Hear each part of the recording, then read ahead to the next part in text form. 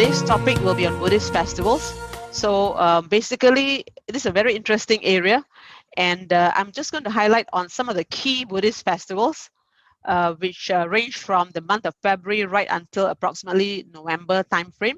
I'll try to cover as much as possible in content to cater for both the beginners and also the advanced practitioners of Buddhism, right? So without further delay, let me just bring you straight into the first festival. So this first festival that I'm going to touch on is Magha Puja, and is typically held in the month of February. It's also sometimes called the Sangha Day, and actually commemorates a very special occasion where spontaneously there was an assembly of a total of 1,250 arahants in the Buddha's presence, Buddha Gautama's time.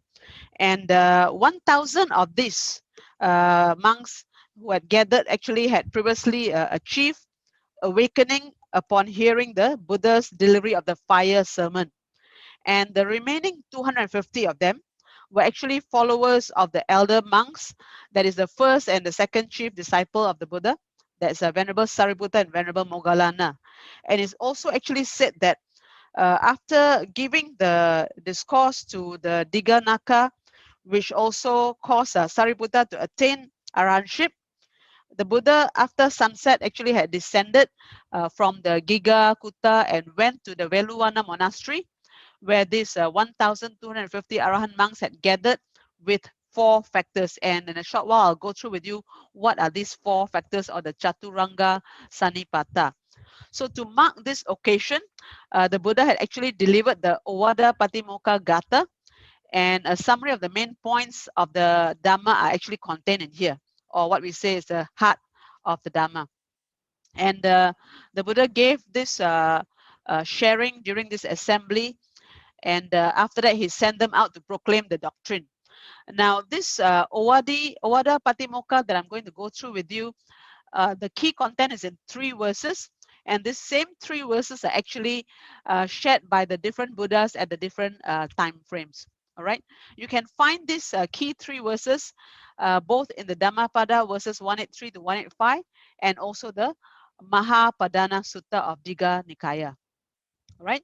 So just now I mentioned to you that actually this is the heart of all the Buddhist teachings, or the principal instruction of the Buddha, because it covers the Nibbana as the highest goal of Buddhism. It also covers the threefold training, that is the Sila, Samadhi, and Panya. Sila referring to the ethics, Samadhi, concentration, and Panya, the wisdom.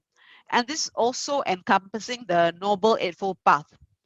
And this was expounded for the first time by the Buddha to the great assembly of disciples, marked by the Chaturanga Sanipata at the Veluwana monastery near Rajgir in northern India, in the evening 9 months after the enlightenment.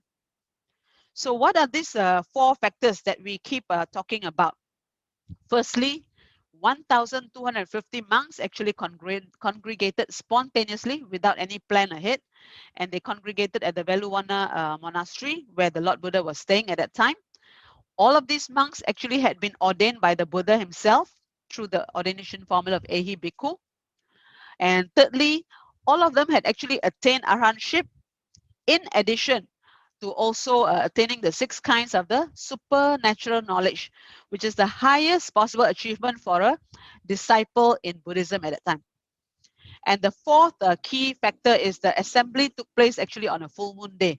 This full moon day was on the 3rd lunar month called Magha. So these were the 4 factors, what we refer to as the Chaturanga Sanipata.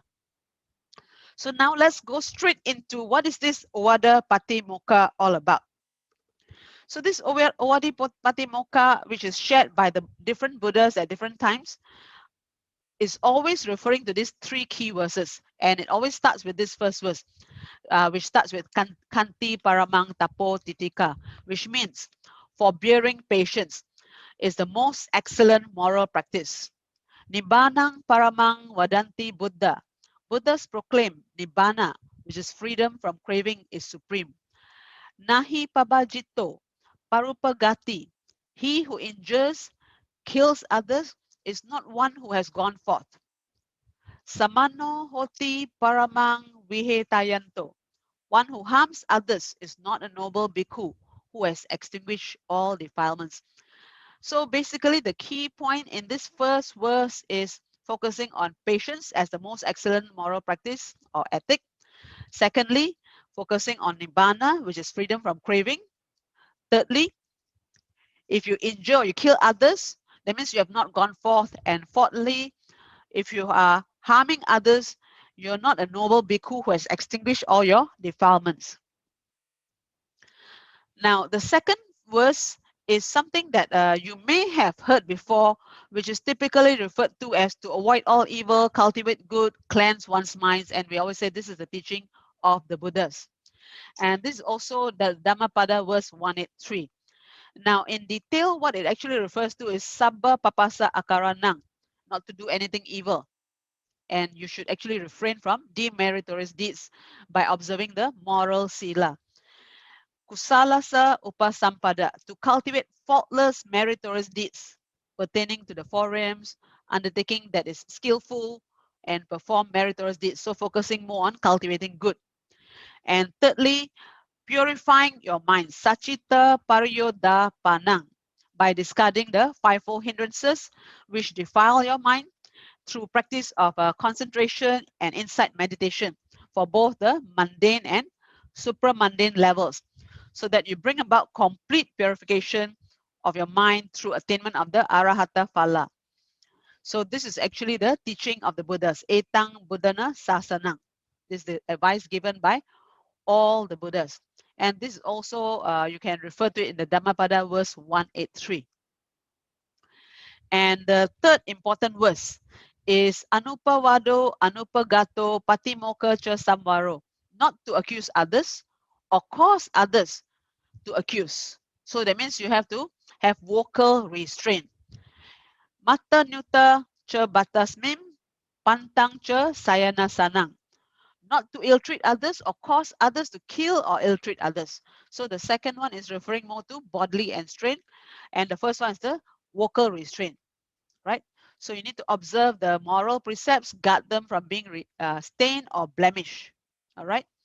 And the third point here is adichitta cha ayogo etang buddhana sasanangti, knowing the right measure in matter of food, also dwelling in places of seclusion, and constant application to develop the 8 attainments, the sammapati, which serve as the basic insight.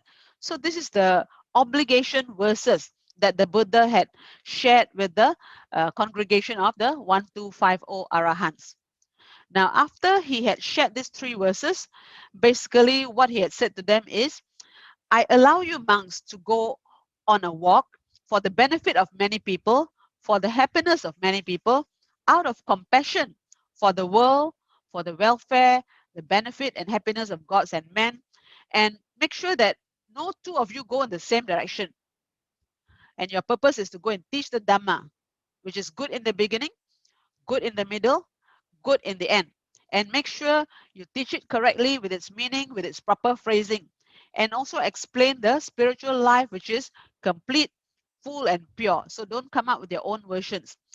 And why you need to go and do this is because they're actually beings with little dust on their eyes who are actually perishing because they don't hear the Dhamma. So you need to go out then and help them so that they can benefit from it. So actually there will be those who will understand the Dhamma once you share with them correctly. All right, so that's his key message to them, to go out there and share the Dhamma. And each Buddha share this Ovada Patimokkha for a different number of times, and I'll go through with you the details shortly, but this particular example that I'm sharing with you is by Buddha Gautama, where after that he said, Apicha bhikkhave chanang vasanang achayena. Then monks, at the end of 6 years, go to the royal city of the Bandumati for the recital of the discipline. And then monks, nearly all the monks departed one by one and walked in the country teaching. And at that time, there was in India about 84,000 monasteries. So they went in all the different directions to reach out to these 84,000 monasteries. And at each time, after 1 year, the gods tried to remind them that, okay, time is running out. So please remember to come back for the um, recital of the discipline. So after 1 year, the gods let out a cry to remind them. After 2 years, the same thing. After 3 years, the same thing. After 4 years, the same thing. And after 5 years as well. And so they kept on reminding. So after 5 years had passed, dear sirs, there's now only 1 year remaining. At the end of 1 year, go to the royal city of Bandumati for the recital of the discipline. And when 6 years had passed, they were reminded again. So now at this time, they were reminded to go again to the royal city of Bandumati for the recital of the discipline. And some of them were able to go there on their own spiritual power, some through the spiritual powers of the gods. And one by one, the monks actually went to the royal city of Bandumati for the recital of the discipline.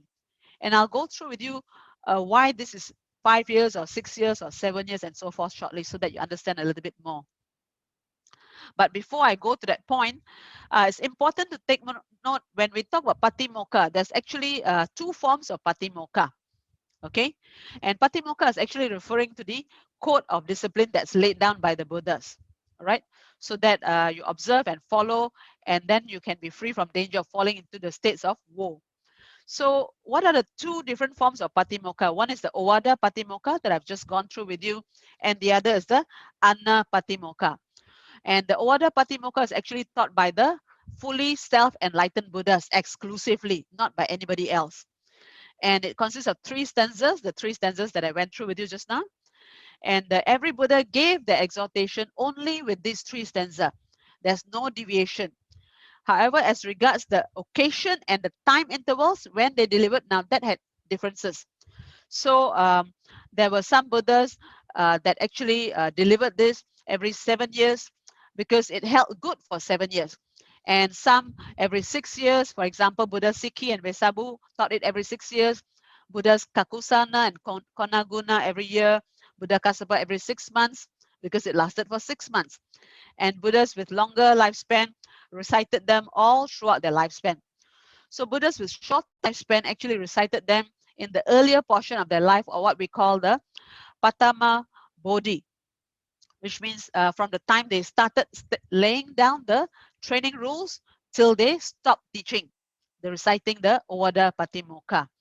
So it's also important to take note that the Anapanasati, the other portion of the Patimokkha, that is never recited by the Buddhas. Only the disciples will recite this. Okay, and in the case of Buddha Gautama, he taught the Ovada Patimokkha only in the first 20 years of his Buddhahood, known as the Patama Bodhi, right, the earlier portion of life. And he had only on one occasion when the disciples gathered together in that assembly by the 4 factors. So on that occasion, he had delivered this Ovada Patimokkha Gathas. All right.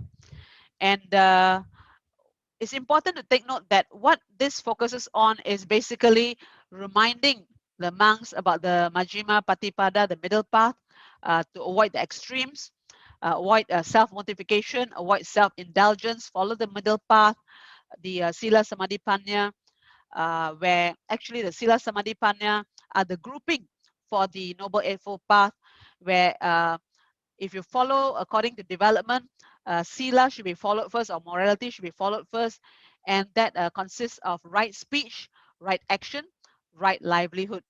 And then the second portion that, or the second grouping that should be followed in development is the concentration, which covers the samadhi group. That is the last 3 factors, that is the right effort, right mindfulness, and right concentration.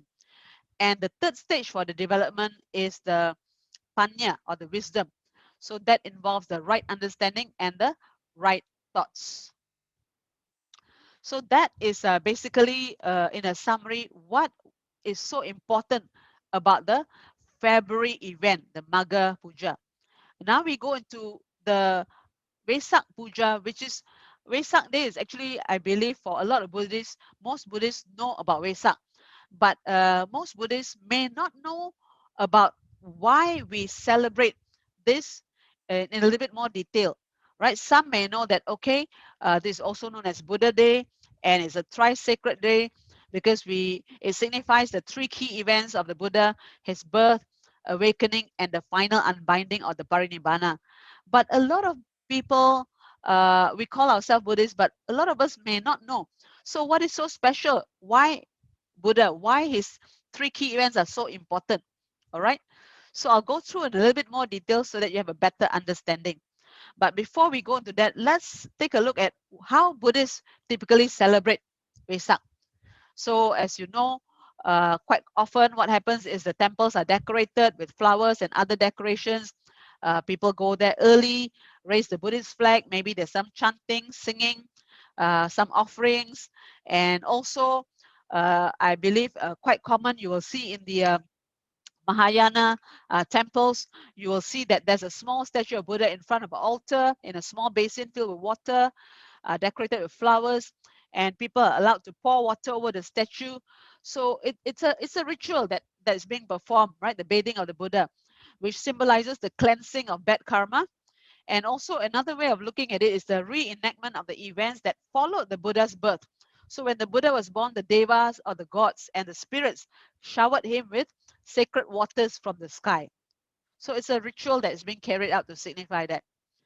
And how other Buddhists celebrate is with charity work, with blood donation activities and other acts of kindness. And often you will see people will be eating vegetarian because you will notice that there will be those observing precepts. And the first precept reminds us to refrain from killing. So these are some of the ways people typically observe the Vesak day and perform the Vesak Puja. So now let's get into a bit more details. So first and foremost, this occasion of when the Buddha was born was actually back in the year 623 years before Christ. All right, that was when he was born, and that's more than 2,500 years ago, right? And he was born on this day, the Vesak day. He was also someone who gained enlightenment or became a Buddha on the age of 35 on a Vesak day as well. And when he turned 80 years old, also on Vesak day, the same day he was born, same day he gained enlightenment at age 35, and the age of 80, Vesak day, he passed away. So these are the reasons why we celebrate Vesak day. So now let's take a quick view of his life, right? So as I mentioned earlier, more than 2,500, 2,600 years ago, he was born. At that time, he was known as Prince Siddhartha Gautama. He was born in a park because his mother was on the way to the parents' home to deliver the baby, but before she could reach the home, at the park she delivered, right? And the park is Lumini Park at Kapilavatthu on the borders of Nepal and India. And at that time, after that, there were some predictions. One was by Asita, also known as Kala Devala, the sage who came to visit the baby. And the other prediction was at the name-giving ceremony, which was held in the presence of 108 Brahmins, out of which 8 were very distinguished. And the general prediction was he will either become a king or a spiritual leader.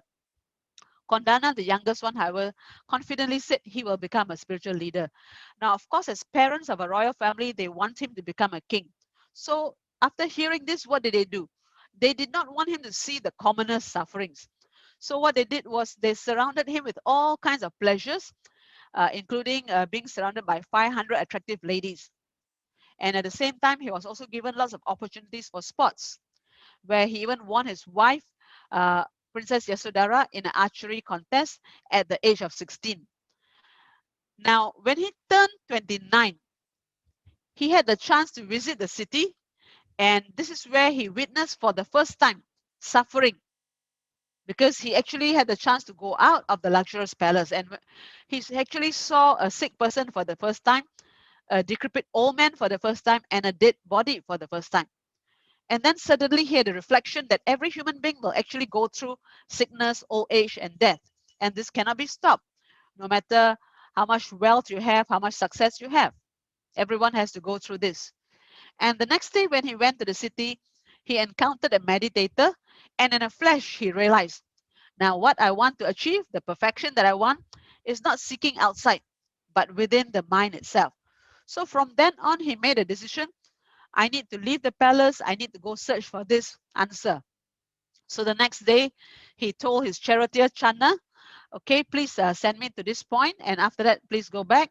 I will go and discover this answer that I'm looking for. So even though Channa wanted to stay with him, he sent him back with the horse, Kantaka, and after that, Siddhartha went on his way. So basically, being in India, he had the chance to explore different ways of learning how to find the answer. So for the first 6 years, he learned and mastered techniques of meditation from talented teachers Alara Kalama and after that Udaka Ramaputta.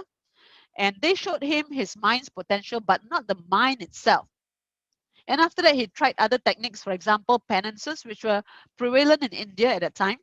But he noticed that he's not making much progress. And in fact, by all the fasting and the penances, he was almost on the verge of death. And Mara told him, "Why are you doing all this?" Mara, the evil one, said, "Why not just give up everything? You have money, you can do charity, you can, gain merits and so on." But he was very determined and focused on what he wanted to understand about how to overcome suffering. So he paused and he reflected and he realized that there was a technique that he used in his younger age during the plowing festival, which was the fixation of the breath on exhalation and also the inward breath, the breathing in and also the breathing out. And this picked up for him without further ado that one sharpness of the mind known as samadhi. And in this way, he actually achieved the first jhana. So he realized that he has to avoid the extremes and start to adopt the middle path. And hence he started to take food again and stop fasting. Now, when he did that, the five ascetic monks who were following him felt that maybe he's giving up, so they left him. All right. Now, he still carried on and he sat under a tree meditating. Now, when he was sitting under a tree meditating, it so happened there was a lady called Sujata offered him a nutritious meal. Now, why this was so timely was because Lady Sujata, because those days people believe in three gods. And Lady Sujata had made a wish to have a good husband and a child. Her wish had come true. And she was preparing a very nutritious meal called the milk rice, right? And as she was preparing the meal, she had sent the maid to go clean the base of the tree.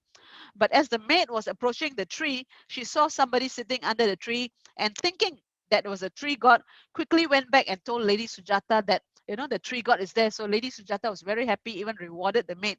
And they quickly prepared the meal and offered. So it was indeed a very timely, nutritious meal that ascetic Gautama was able to receive that gave him the strength. And after that, it is said in legend that the meal that he received in that golden bowl, after, as he finished the meal, he put the bowl on the river and said that if this bowl goes upstream, I will achieve my goal. If the bowl goes downstream, I will not achieve my goal. So in the legend, it is said that the bowl went upstream. And so what he did was he took a short walk and he sat under the Bodhi tree at Bodh Gaya, and he was determined to remain meditating there until he realizes the mind's true nature. So after he spent some days cutting through the obstacles of the mind, and he reached enlightenment during the full moon in the month of May, and at that time his age was 35. So through enlightenment, he realized that living beings suffer mainly because of ignorance, because ignorance gives rise to a multitude of sorrow, confusion, and trouble. And meanwhile, desire, greed, hatred, anger, anxiety, and so on, these are all the having their roots in ignorance. So if you want to overcome ignorance, basically you need to follow the noble eightfold path. So this is that day when the Siddhartha Gautama became the Buddha, the awakened one. He gained enlightenment. And the third event, the passing away, basically was after 45 years of preaching, and he had actually traveled all over throughout North India, and he answered each and everyone's questions and encouraged them to question his teachings, confirm through their own experience and not just follow what he says. And at the age of 80, after 45 years of preaching, in the month of May again, he left his body, and his last message was, "For that which I've proclaimed and I've made known as the Dhamma and the discipline, that shall be your master when I'm gone. all compounded things are subject to vanish. So strive on with diligence, strive on with earnestness. So this is what his last message was. Now I'm going to connect that to a sutta here, where this sutta will give you a little bit more clarity on what is so special of the Buddha versus others, right? So this sutta is the Dona Sutta, which is actually a short Buddhist discourse between a Brahmin and the Buddha about his nature and identity. This sutta is actually available in 5 versions, in one in Pali, one in Gandharan Buddhist text, and 3 in Chinese parallel translations. So let's go straight into the sutta. So basically, on one occasion, the Buddha was traveling along the highway between Ukata and Setavya, and this Brahmin Dona was also traveling along the same highway, and he noticed the 1,000-spoked wheels of the Blessed One's footprints, with their rims and hubs all complete in all aspects. So he found this very astounding and amazing. Surely, he said, these could not be footprints of a human being. And then shortly after, the Buddha left the highway, sat down at the foot of a tree, folding his legs crosswise, straightening his body, establishing mindfulness in front of him. So now the Brahmin who was following, he saw this Buddha sitting there, very graceful, inspiring confidence, peaceful faculties, peaceful mind. And he approached him and asked him, he said, "Could you be a deva, sir?" And the Buddha's reply was, "I will not be a deva, Brahmin." His second question was, "Could you be a Gandhaba, sir?" And the Buddha replied, "I will not be a Gandhaba, Brahmin." And his third question to the Buddha was, "Could you be a Yaka, sir?" And he said, "I will not be a Yaka, Brahmin." And lastly, he asked him, "Could you be a human being, sir?" And the Buddha again replied, "I will not be a human being, Brahmin." So now he was very confused. So he said, "Could you be a Deva? I asked you, you said, I will not be a Deva. Could you be a Gandhaba?" And you replied, "I will not be a Gandhaba." And when I asked you, "Could you be a Yaka?" You also said, "I will not be a Yaka." And lastly, when I asked you, "Could you be a human being?" You also said, "I will not be a human being." So what then could you be, sir? So this was his important reply to him. He said, "Brahmin, I have abandoned those chains because of which I might have become a deva. I've cut them at the root. I've made them like palm stumps, obliterated them so that they're no longer subject to future arising. That's why I cannot and I might not have become a deva. In the same way, I've also abandoned the chains of becoming a Gandhaba. In the same way, I've also abandoned those chains from becoming a Yaka or from becoming a human being. So I cannot be born as a Deva, a Gandhaba, Yaka, human being. But what is important is, just as a blue, red, or white lotus flower, though born in the water and grown up in the water, rises up above the muddy and salt water and stands unsoiled by the muddy and the salt water. Even so, though born in the world and grown up in the world, I have overcome the world and dwell unsoiled by the world. Remember me, Brahmin, as a Buddha. So that's how he explained is the distinction of a Buddha. So not a Deva, not a Gandhaba, not a Yaka, not a human being. And now I will go through in a short summary what are some explanations about a Deva, a Gandhaba, and a Yaka. So basically, when we talk about Deva, these are types of non-human beings, and they share godlike characteristics, uh, and they're more powerful, long-lived, and in general, living more contented and much happier. And they are definitely much happier than, in our case, we are comparing with a human being. And there are basically 3 classes depending on which of the 3 dhatus or realms that we're talking about: formless, form, or desire. That's the arupya dhatu, the rupa dhatu, and the kama dhatu, right?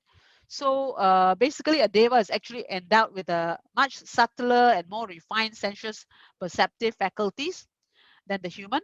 And there do exist 6 different categories of devas.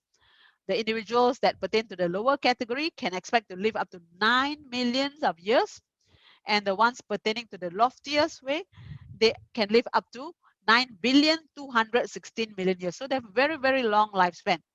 And a deva actually enjoys a tremendous comfort. All his needs are being fulfilled in a very easy way. that he absolutely has to not put in any effort to satisfy, right? So that's why a lot of human beings, sometimes they make a wish that they want to be born as a deva. But what basically they overlook is, even as a deva, you still have not liberated yourself from suffering. You will still be reborn and you'll continue in the cycle. So it's very important not to get attached just because you have a long life and you have so much luxury and comfort that you forget about your main goal of being liberated. So now we go through the different realms that I just touched on for the Deva. The first one is the Arupa Dhatu, or the formless realm. So this belongs to those devas who attain and remain in the four formless absorptions of the Arupa jhanas in a previous life, and they're now enjoying the fruit or the vipaka of their good karma of that accomplishment. And bodhisattvas, however, are never born in this realm, right? And there are actually four types of these Arupa devas, Dhatu devas, and these correspond to the four type Arupa jhanas. First is the heavenly beings of the sphere of unbounded space. Second is the unbounded consciousness.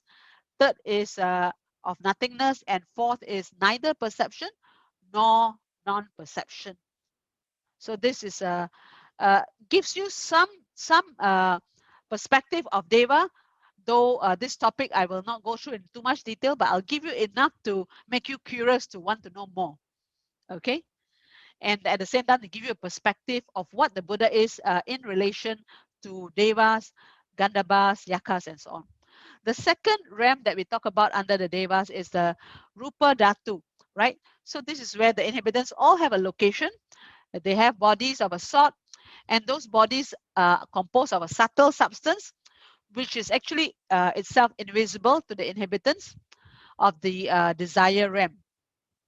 So there are actually 17 to 22 Rupa Dhatu in Buddhist texts. The most common saying is 18.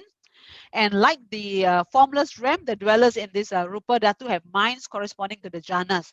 So in the same way, in the case, the four lower jhanas are the Rupa jhanas. However, although the beings of this Rupa Dhatu, or the form realm, can be divided into four broad grades corresponding to the four jhanas, and each of them is further subdivided into four grades, three of which of the four jhanas and five for the Sudavasa Devas. So that's a total of 17 grades. So it can be quite complex. And I've attached some charts for your self-reference and investigation later. So the Theravada tradition actually counts one less grade instead of 17. It's the highest dhyana is less, one grade, and so it's total of 16. So basically, amongst the three classes that I've just mentioned here, you will see that they'll be reborn those with a weak, medium, or full experience of the first absorption or the first jhana. Then you have the Paritaba, Apamada, and the Apsara. And here they will be reborn those with experience of the second jhana. Then you have the Parita Subha, the Apamana Subha, and also the Subha Kina. And here will be reborn those with experience of the third jhana. Then we have the Vehapala, Asana Satta, and also the Sudavasa. And amongst the first two classes, they'll be reborn with experience of the fourth jhana, but amongst the third class, only as the Anagami. Anagami is from the four stages of sainthood, the Sotapanna, Sakadami, Anagami, Arahant. So this is the third stage. And the devas of this Rupa Dhatu, or the form realm, have physical form, but they are sexless and they're passionless. They live in a large number of heavens or devas world that rise layer on layer above the earth. And these can be divided into 5 main groups. So you can go through these details on your own. Okay, so this gives you some perspective about the form realm of the deva. And now we look at the desire realm. So again, these are other than Anagamis, Arahants, Buddhas under the domination of Mara. So Mara has a lot of influence here, right here. In fact, he has the greatest influence here. Okay, so these beings are actually related to heavenly beings, deities, celestial, and they live in happy worlds. So whichever realm that I've just touched on all the devas, they still will be reborn again, and you're not liberating yourself and achieving nibbana, right? There's still the cycle of birth and death. Okay. Now, this desire realm devas, they are invisible to the human eye. So they are subject to, however, just like all human and other beings, to ever repeated rebirth, right? There are basically 6 classes of heavenly beings here, or what we call the sensuous sphere, right? And they live in 4 heavens that float in the air, leaving them free from contact with the strife of the lower world. And they are the Parinimeta Vasavati Devas, or the luxurious to whom Mara belongs. Then there's the Nimana Rati Devas. Then there's the Tusita Devas, and this is where among whom the future Metteyya Bodhisattvas live. Then there are the Yama Devas. Then we have the lower Devas of the Kama Dhatu that live on a different part of the mountain at the center of the world, called the Sumeru. And they are even more passionate than the higher Devas. And they do not simply enjoy themselves, but also engage in strife and fighting. And they are the Tawatimsa Devas, who actually live in the peak of Sumeru, and the Chatta Maharajika Deva, who include the martial kings who guard the 4 quarters of the earth. So you can see that it's quite complex, even just the Deva portion that I've covered with you. So you can actually go through these 31 planes of existence chart on your own and see how they're connected. And I've also included these charts for your reference, right? So you have quite a lot of detail to connect to all these devas, and also the portion that I'll go through with you on the Gandhabba and the Yaka. Now, Gandhabba is actually the lowest ranking devas, and they are classed among the Chatu Maharajika devas, and they are subject to the great king, guardian of the east. And beings are reborn among the Gandhabas as a consequence of having practiced the most basic form of sila. All right. For that, you can refer to the Jana Vasabha Sutta in the Digha Nikaya. And Gandhabas can actually fly through the air and are known for their skill as musicians. And it's mentioned that they are actually connected with trees and flowers, and are described as dwelling in the sense of bark, sap, and also blossoms. And they are among the beings of the wilderness that might actually disturb a monk who's meditating alone, right? Especially in a forest, right? So the term Gandhabba also, you need to take note, and Yaka sometimes is referred to the same entity, where Yaka in this case is the more general term, including a variety of lower deities. Now, Yaka specifically, right, is also mentioned with Devas, Rakasas, Danavas, Gandhabas, Kinnaras, and Maharogas. So there's a lot of complexity when we talk about the 31 planes of existence. And basically, they range immediately above the Peta. So Yaka range immediately above the Peta, and sometimes they're referred to as the happier Petas. And generally speaking, uh, they are half defined, having a Deva supernormal power, and particularly as regards influencing people, partly helpful and also partly harmful. And the female version of the Yaka, known as the Yakini, is considered to be generally more treacherous than the male. Okay, so this is briefly about Yaka, and also um, these yakas, some of them like the Indakuta and the Suchi Loma, they're actually capable of intelligent questioning on metaphysics and ethics. And all of them actually possess supernatural powers. They can transfer themselves at will to any place with their abode and work miracles such as assuming any shape at will. So this briefly about the yaka. So this should give you some perspective on how Buddha is different from the Gandhabas, the Yakas, and the Devas. So in summary, coming back to the Dona Sutta, so the Buddha, if you remember, he had said he could have been born as a Deva, but because he had already overcome that, so that's why he's not born as Deva. He's not born as Gandhaba that travels through the sky, and he's also not born as a Yaka. Neither has he arrived back as a human, because he has dispelled and cut down all these stains. And as a lovely white lotus, he is not soiled by the muddy water, and he's not soiled by the world. Therefore, he said, "Oh Brahmin, I'm the Buddha." So that's the perspective to help you understand why the Buddha is so important, why we celebrate the Vesak day. Now we move on to the July month, the Asalha Puja. Now, this day sometimes is called the Dhamma day, and this is where the first discourse was shared by the Buddha to the 5 ascetics who were following the Buddha before he became the monk. So once he achieved the enlightenment, he went to look for them and he shared the first discourse, the Dhamma Pavatana Sutta. And what is important to take note is when he shared this, the one who actually understood and got the first glimpse of Nibbana was Venerable Kondana. This Venerable Kondana is the same one who had attended his name giving ceremony, and he was the youngest Brahmin at the name giving ceremony who had confidently said that Prince Siddhartha will become a spiritual leader.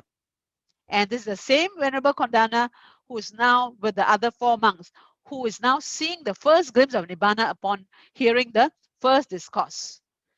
Now, Asalha Puja is actually the day just before the Vassa. Vassa is the rains retreat. So now, before I go into the rains retreat, just to give some perspective, basically, the Dhammacakkappavattana Sutta touches on reminding us to avoid the two extreme and to follow the middle path. All right. So you can go through these details on your own, and it can save more time so that I can go through more on the other portion. Okay. Now, Vassa, as I mentioned just now. So just now you have already heard about the perspective of how Kondana was the one who had actually got the first glimpse of Nibbana on the listening of the Dhammacakkappavattana Sutta. And Kondana, because he had had hardly any dust in his eyes, and that's why when he heard the sharing from the Buddha, straight away he understood and he said, whatever is subject to origination is all subject to cessation. And because of that, the Buddha said, so you really know, Kondana. So you really know. And that is how Venerable Kondana actually acquired the name Ana Kondana, Kondana who knows. Okay. So now let's connect that event to Vassa, because that Asalha is just one day before the rainy retreat or the Vassa.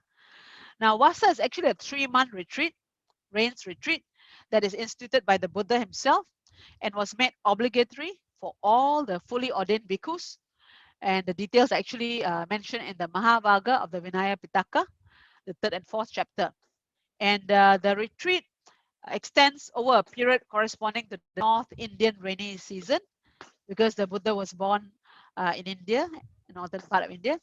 And so basically, this rainy season starts from the day following the full moon of July until the full moon day of October. So those who cannot enter the regular Vassa, those monks who cannot enter the regular Vassa, they're actually permitted to observe the retreat for the 3 months, beginning with the day following the August full moon instead.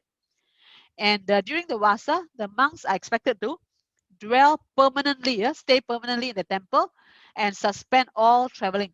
If it's unavoidable due to certain circumstance, maybe they require to travel, they're allowed to leave their residence on the promise that they will return within 7 days, or what we call the Satta Hakara Niya. So this is what they need to abide by. Okay. So on the first day of the retreat, the rainy retreat, the monks have to formally declare that they will dwell in that manner in the selected monastery or dwelling. So they have to commit on the first day of the Vassa that they will not move around anywhere. They will dwell permanently at that residence, at that monastery. Okay. Now, basically, this Vassa is also an opportunity for lay Buddhists to express their devotion, and this is the chance for the lay devotees to support the Sangha with special diligence, because this is also a chance to get merits, right? So it's quite customary that the prominent persons will normally take the opportunity to invite monks to spend the Vassa with them in the dwelling, usually a monastery, right? If they cannot prepare a special dwelling, then the monastery itself. All right. And what this special dwelling must have is at least a minimum, is like a cafeteria, a canteen kind of place, a refectory, and a shrine hall. So that is how the structure should, the temporary structure of that temporary dwelling should consist of 2 portions. One is that canteen kind of a structure, and the other is the shrine. So these are the 2 important elements. And on the first day of the Vassa, the monks would go to the monastery where the invitees reside, and uh, and conduct them tents and procession. So basically, the lay people who are choosing to perform this merit, they will go to the monastery or that dwelling and invite the monks to participate in this event. Okay, and usually there's a small procession as well. So the hosts who assume responsibility for providing to all the needs of the monk during this period, they attend to this work quite willingly, as they know that this is highly meritorious. All right. So that's how a Vassa is an occasion for gaining merits for the lay people, and at the same time for the monks is a place for them to stay for those 3 months, right, during the rainy retreat. Now, next we connect it to the Pavarana, which is the October. So Pavarana Day, which is usually in October, this is the end of the Vassa. All right. And at the close of the Vassa, the monks have to perform the Pavarana ceremony. So at this ceremony, actually, what is happening is the Patimokkha recitation by the monks. And each monk will invite his fellows to point out to him any faults he has committed during the Vassa. So that is what Pavarana Day is. Okay, it's the end of the retreat, and it's a chance for the monks to uh, recite the Patimokkha and to let their fellow monks to um, point out if there's any faults that they have committed. Now, after that, now will be the Kathina. So Kathina can be held any day after that, from that full moon day of October to the full moon day of November. So there's 1 month period.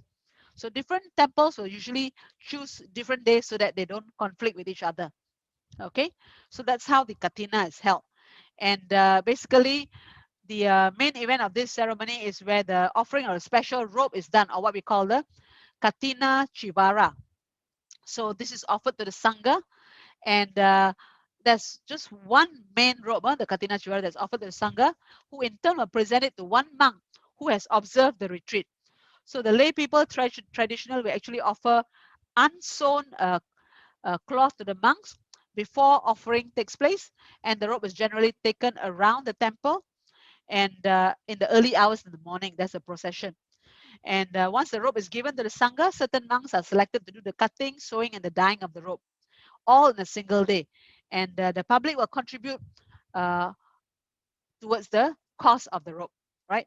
Either as a single offering or jointly, as a union Kathina. So what is this meaning of the word Kathina? Kathina, actually the meaning directly is hard or cannot be destroyed. So actually it kind of connects to the merits are unshakable, right? So word Kathina also denotes the cloth offered to the monks annually after the end of this rains retreat. And it also refers to the wooden frame used by the monks in sewing their robes. All right. So that's why it's called Kathina Chivara. And the Kathina robe is offered to the monastic by the lay followers. And apart from the lay followers, monks, nuns, and novices also can offer to the Buddhist Sangha. Okay. So going back to the historical background on this robe offering, which is mentioned, the Vinaya Pitaka.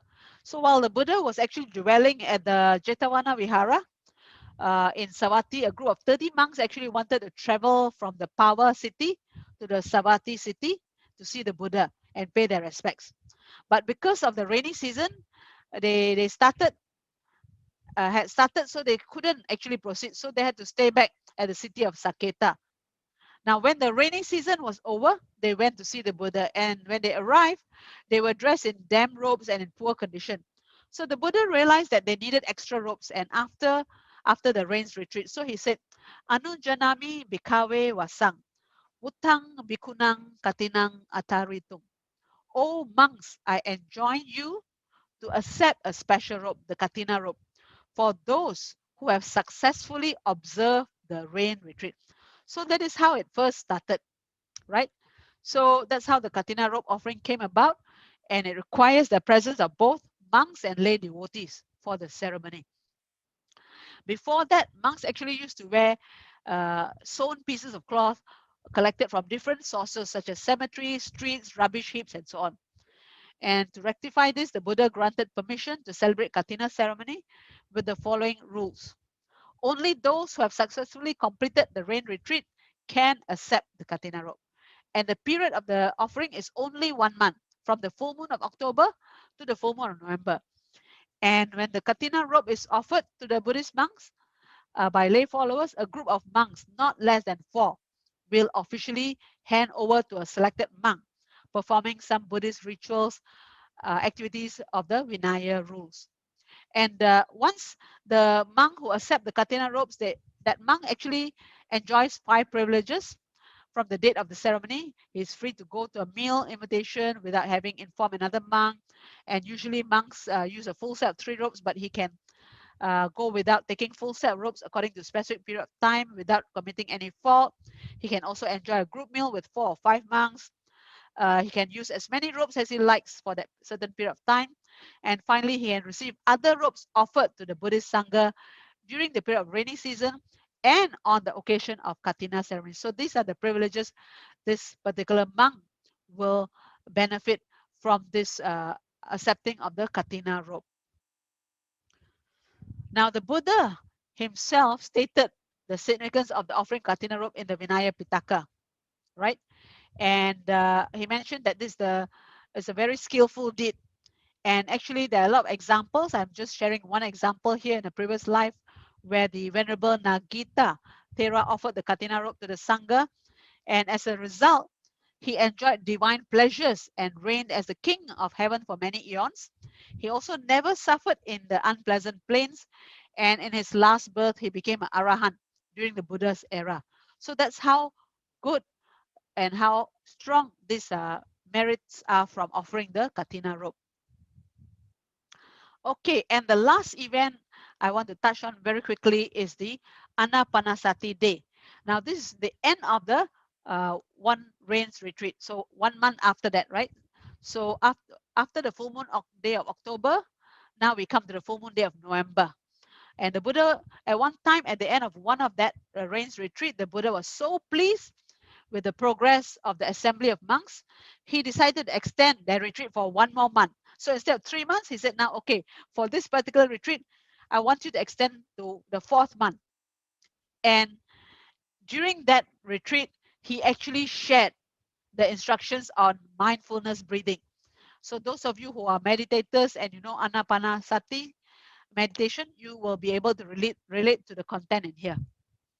So basically, this was when on this occasion the Buddha had noticed, all right, there was a lot of elder monks around, including the first 2 or 3 disciples, chief disciples of the Buddha, the Sariputta, Venerable Moggallana, Mahakassapa, and so on.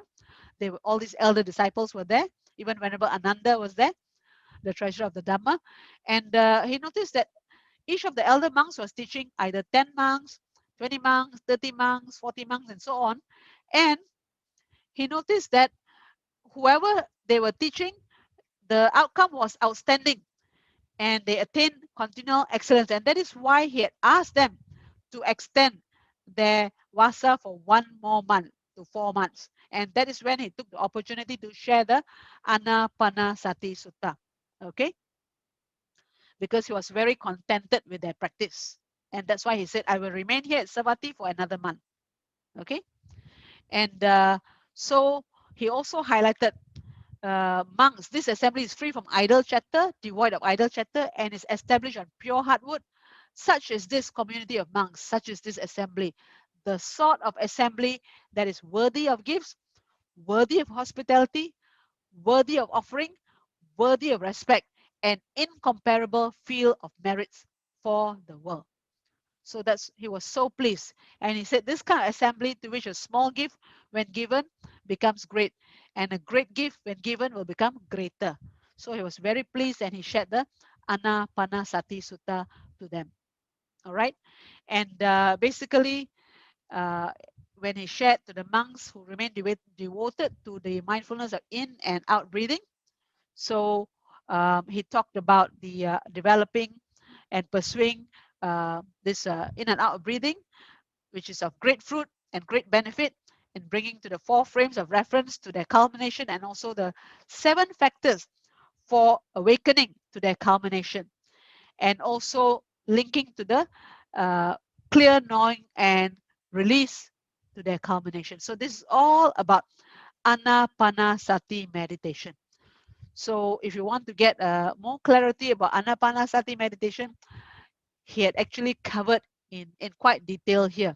You'll notice, for example, always mindful, he breathe in, breathe out, whether it's a long breath, short breath, whether it's breathing in sensitive to entire body, breathing in calming bodily fabrication, breathing in and out sensitive to rapture, breathing in sensitive to pleasure, breathing in and out sensitive to mental fabrication, and also breathing in and out calming mental fabrication, also breathing in and out sensitive to the mind, satisfying the mind, steadying the mind, after that releasing the mind, focusing on inconstancy, focusing on dispassion, cessation, relinquishment.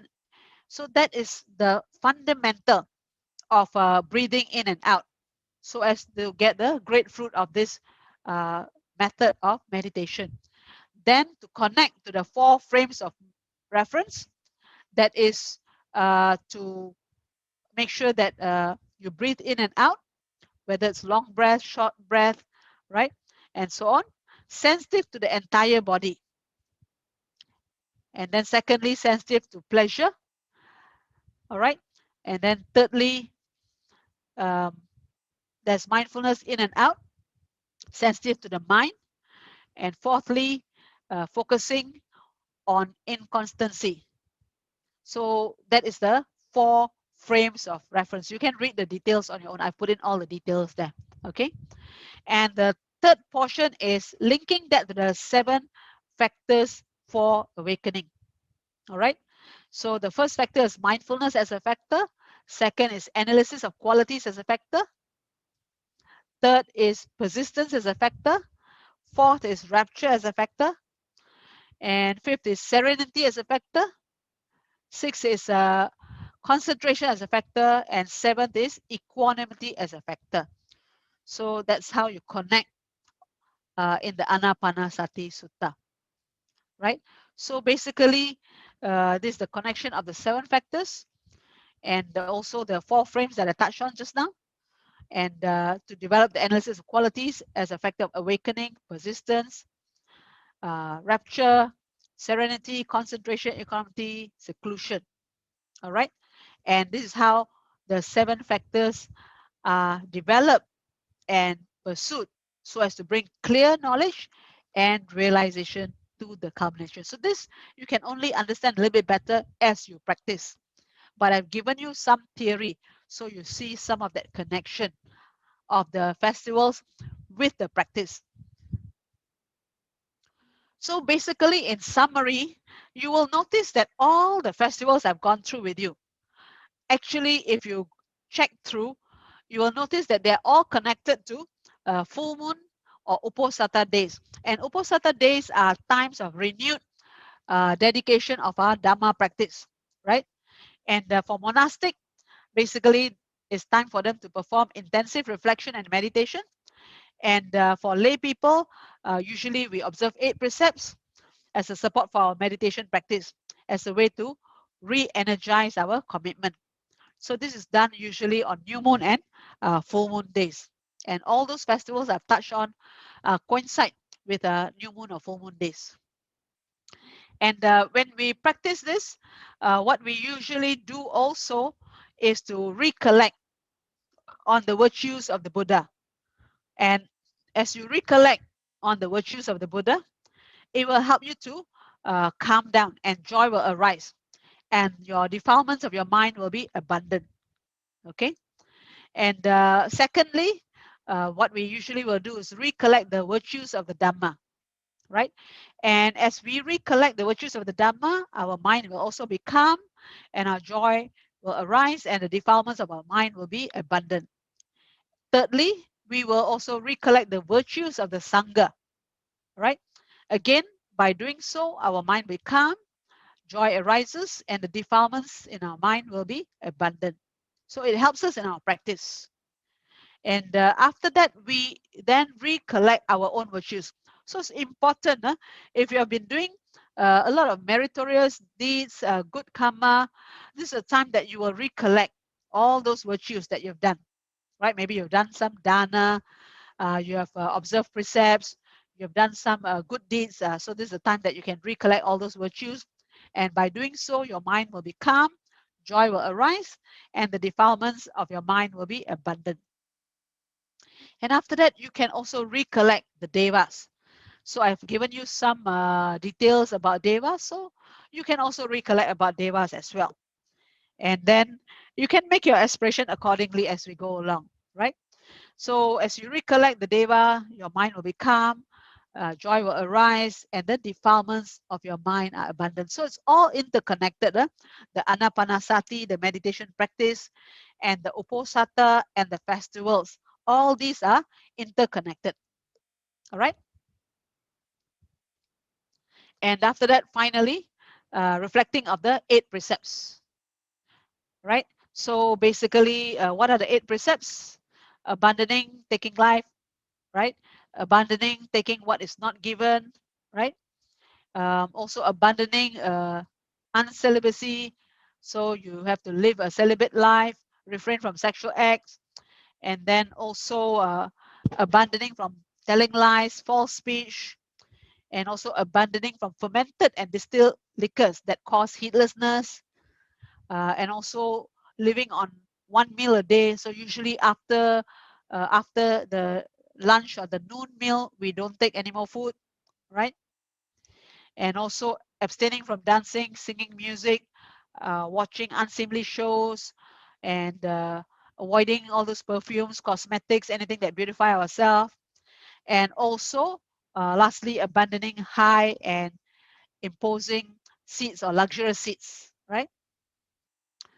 So basically, why we observe all these precepts on all these Uposatha days is because it helps us to reflect, and also you have seen festivals are also on those occasions of the Uposatha, of full moon and new moon, and we renew our practice, we calm down, it helps us to achieve our goal. So on such an Uposatha day at one time, Visakha, when she was observing this, when undertaken, she was asked, how is this of great benefit, right? So she said, suppose that one were to exercise kinship, rule, and sovereignty over these 16 great lands, 7 treasures, over the Angas, Magadhans, Kasis, and so on, right? These are the different clans. It would not be worth 1/16 of the Uposatha endowed with 8 factors. So that's how powerful is to observe the Uposatha. It's very meritorious. Okay? So kingship over human being is a meager thing when compared with heavenly bliss. So again, you can go through all the details on the benefit of the fruits of Uposathas. All right. And finally, just to remind everyone, ultimately our goal is actually Nibbana, not to be reborn as a Deva or a Yaka or a Gandhava and so on, but Nibbana. That is what the Buddha's teaching is all about. And what Nibbana basically is a state of complete bliss. You don't have rebirth anymore. As long as you don't have rebirth, you don't have suffering. So you're liberated from the limitation and desire of physical world and end of the cycle of birth and